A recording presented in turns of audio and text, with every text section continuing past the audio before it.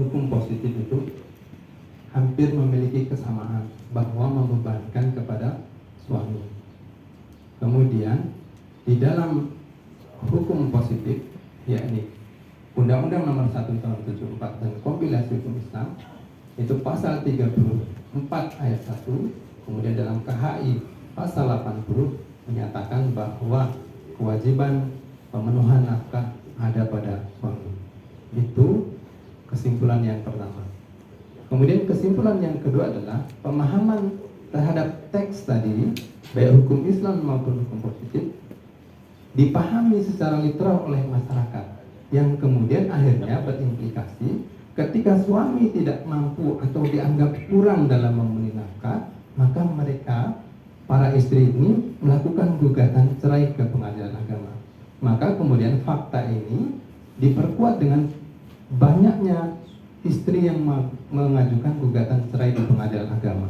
Paling tidak ada kenaikan 34 selama 1 tahun perbandingan dari tahun sebelumnya, dan kemudian yang karena alasan nafkah itu 41% dibanding dengan faktor yang lain. Itu kesimpulan yang kedua.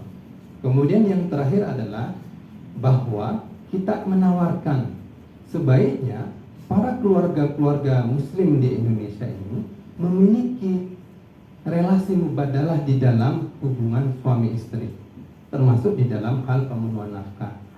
Bahkan karena memang banyak juga teks-teks yang menegaskan bahwa laki-laki dan perempuan ini juga memiliki tanggung jawab dalam hal pemenuhan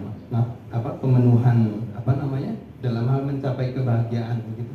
Maka dengan relasi ini, maka kami sangat yakin bahwa kehidupan rumah tangga yang harmonis di Indonesia akan semakin banyak dan semakin minim orang yang mengajukan cerai gugat ke pengadilan agama.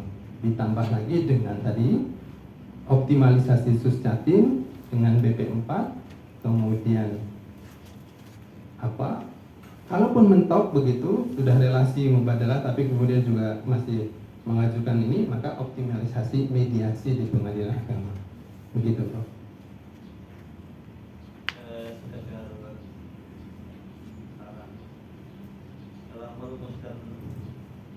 Dalam merumuskan kesimpulan itu tolong perhatikan baik-baik. Pertama, judul disertasi yang saudara buat. Yang kedua adalah rumusan masalah dan tujuan penelitian. Yang ketiga, teori yang saudara gunakan maupun data lapangan. Yang keempat, analisis data. Dan yang terakhir adalah simpulan itu sendiri. Kita akan perhatikan sehingga nanti rumusan simpulan penjelasan tidak sepanjang jalan kenangan seperti sekarang ini.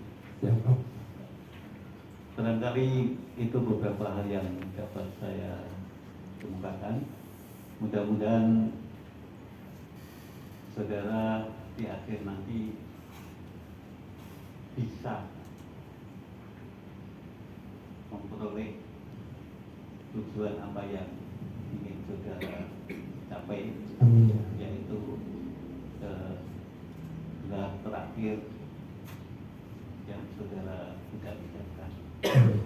Amin ya rabbal alamin. Terlebih dan kekurangnya mohon maaf, dan waktu saya kembalikan kepada Bapak Ketua. Assalamualaikum warahmatullahi wabarakatuh.